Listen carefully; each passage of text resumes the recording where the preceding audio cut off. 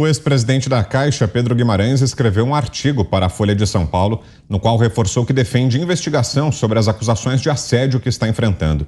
Logo no início do texto, o ex-presidente do Banco Estatal disse que ele e sua família estão sofrendo um massacre insano e inquisitorial e, por isso, defende a mais profunda investigação a que uma pessoa possa ser submetida. Guimarães alegou que poucas coisas podem ser piores do que a situação que enfrenta, na qual uma vida inteira de correção e honestidade é tomada pela sombra de acusações baseadas apenas nas palavras de alguns, e lembrou que no direito criminal, até mesmo a versão de um delator não vale nada se não vier acompanhada de provas materiais. Ele informou ainda que vai solicitar aos hotéis em que esteve como presidente da Caixa qualquer imagem sua durante o tempo de suas hospedagens, questionando se um real assediador permitiria a divulgação de conteúdos que poderiam produzir provas contra si. Guimarães também anunciou que fará a mesma solicitação à atual presidência da Caixa para que forneça todas as imagens da sala da presidência, dos corredores, elevadores e garagens para expor todo o conteúdo e mostrar se há comportamento impróprio ou ato atentatório contra uma única mulher. Por fim, ele ainda anunciou outras medidas que tomará para se defender das acusações e disse ser o maior interessado para que tudo venha à tona. A esposa de Pedro Guimarães, Manuela Guimarães, se pronunciou pela primeira vez desde que as denúncias de assédio vieram à tona. Por meio de suas redes sociais, ela disse saber que na luta pelo Brasil haveria deslealdade, inveja e falsidade. E afirmou que as acusações que seu marido recebeu têm por objetivo destruir a família que eles construíram juntos. Você, Mota? No artigo, o Pedro diz mais ou menos o que eu já disse aqui, né? Todo mundo é inocente até que seja provado culpado. Nós vivemos num país em que o bandido é flagrado por uma câmera de vídeo botando uma pistola na cabeça de um cidadão e mesmo assim ele é chamado de suspeito. E, no entanto, Pedro está sendo tratado como se já tivesse sido julgado e condenado. Acusações de crime provocam grande dano à pessoa, né? E no caso de acusações de assédio, o dano é gigantesco. Pedro, no seu artigo, está se colocando à disposição e convocando os seus acusadores a mostrarem provas do seu comportamento. Ele está correto quando diz que é preciso mostrar evidências. Ele, inclusive, autoriza a exibição de imagens, divulgação de e-mails, conversas privadas. Né? O que a gente sabe é que a Caixa Econômica Federal era notória por seu aparelhamento, o uso da organização para interesses políticos e outros interesses. Vamos lembrar que o Gedel, o homem dos 51 milhões de reais em malas, era diretor da Caixa Econômica. Quando entrou na Caixa, o Pedro Guimarães deve ter tido que enfrentar tudo isso. Esse enfrentamento tem um custo. A verdade tem que vir à tona. Se ele for culpado, ele tem que ser punido pela sua ofensa, mas isso precisa ser esclarecido de forma rápida e definitiva. Você, Ana, que achou desse texto, desse artigo publicado pelo ex-presidente da Caixa, Pedro Guimarães? A turma que fala tanto do Estado democrático de direito, do processo legal, né? Quando a esquerda está aí na berlinda com investigações batendo a porta, agora eles esquecem, né, que que nós precisamos ter a presunção de inocência e que sigam as investigações. Quero chamar a atenção a um ponto, Vitor, dessa história toda do Pedro Guimarães. Eu estava lendo hoje sobre o assédio moral. Claro que qualquer tipo de assédio, principalmente quando tem a palavra assédio sexual dentro do contexto, tudo precisa ser muito bem investigado. Mas não vou entrar na esfera do assédio sexual, vou falar do assédio moral. O que eu estava lendo, as reclamações de algumas pessoas, de algumas mulheres em relação ao assédio moral do ex-presidente da Caixa, Pedro Guimarães. Ora, ele ali, alguns áudios, inclusive, que estão sendo vazados, ele faz um papel de chefe. As pessoas desacostumaram a ter chefe, as pessoas não entendem que, por exemplo, no esporte de alta performance, você tem um técnico e você faz o que o técnico manda você fazer na quadra, você é treinada para isso.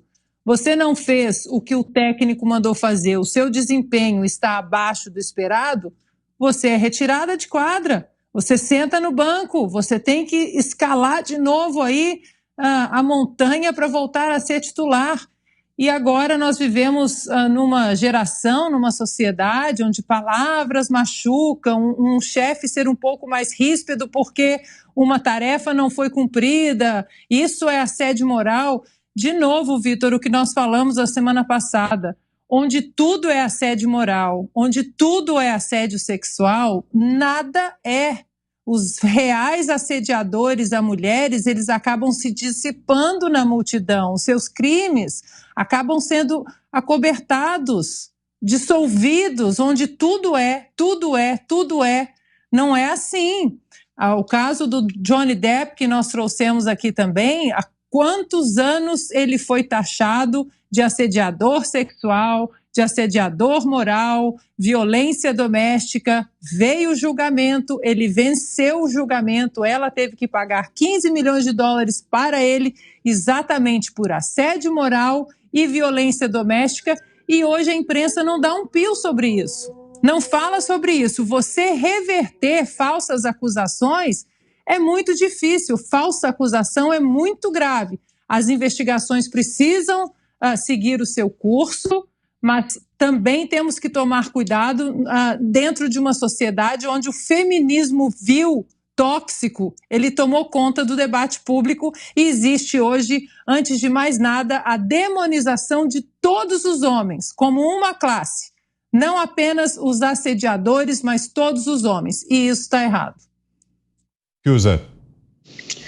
Olha, a Ana e o Mota traçaram um panorama que eu acho que já está completo, e eu queria pegar um aspecto que ambos trouxeram do julgamento sumário, né? O julgamento sumário que eu vou chamar aqui, de um jeito um pouco mais incisivo, de justiçamento. Então, nós estamos na era do justiçamento. Justiçamento não é Estado de Direito, não é civilização. Justiçamento é barbárie. Eu não estou dizendo que eu sei qual é o que vai acontecer no final das investigações sobre a conduta do ex-presidente da Caixa, Pedro Guimarães. Eu sei que, assim como acontece com ele, tem acontecido com outras personalidades, até nem né, de não tanta expressão, mas se tornou um hábito nada saudável, e não só de instituições, de pessoas, esse afã de ir para cima é o tal do cancelamento que se fala, né? O cancelamento é um nome bonzinho, ou uma metáfora aí de matador, talvez, né?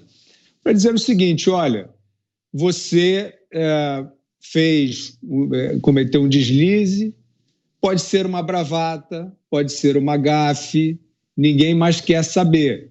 Eu trago aqui de volta o caso do jogador de vôlei Maurício Souza. O que aconteceu com o Maurício Souza, em termos da sua cidadania, foi um justiçamento. Saibam todos os envolvidos, técnico da seleção brasileira, responsáveis pelo clube, patrocinadores, colegas, todos esses que silenciaram diante de um cerco que impediu, que embargou o direito desse homem, desse cidadão, continuar exercendo a sua atividade de vida. É disso que se trata. Ele fez um juízo, uma afirmação em rede social, que agora também rede social parece que cada um tem o seu diário oficial, não é isso? Rede social tem uma leveza, mas se você quiser pegar aquilo ali e transformar num compromisso vital, de delito, etc. e tal, se transforma. Então, numa rede social, o jogador fez uma manifestação sobre essa questão de sexualidade de super-heróis, estavam, né, mudando a sexualidade, propondo o super-homem de uma outra maneira, e ele fez ali um juízo, ele discordou daquilo. E daí? Qual é o problema? Para muitos isso pode atrapalhar uma determinada causa. Ora, vamos manter a discussão dentro da discussão, né? Você quer discutir, você quer controvérsia, você quer repudiar, você quer processar, está tudo valendo. Agora, o justiçamento não tem nada a ver com isso. Foi o que foi feito com Maurício Souza e o que aparentemente se avizinha em relação ao Pedro Guimarães.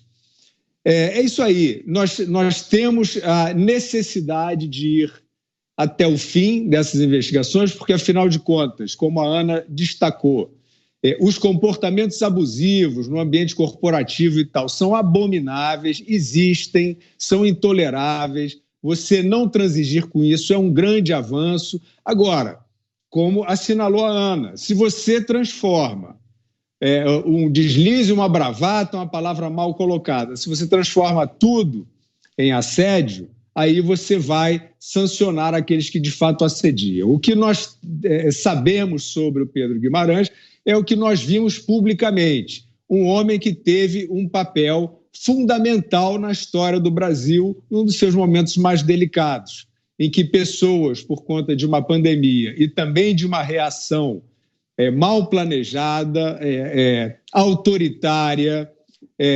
brutal, contra a possibilidade das pessoas terem a mínima chance de caçar o seu sustento, sem planejamento, tudo aquilo que a gente já falou, sem distanciamento racional nem nada, resolveram parar o mundo. O Pedro Guimarães é um personagem que está no centro de uma política emergencial bem feita, que deu certo, que levou a ponta para dezenas de milhões de pessoas a possibilidade delas sobreviverem nesse período. Então, a princípio, é essa credencial. Vamos ver a investigação honesta sobre qual foi a conduta pessoal dele.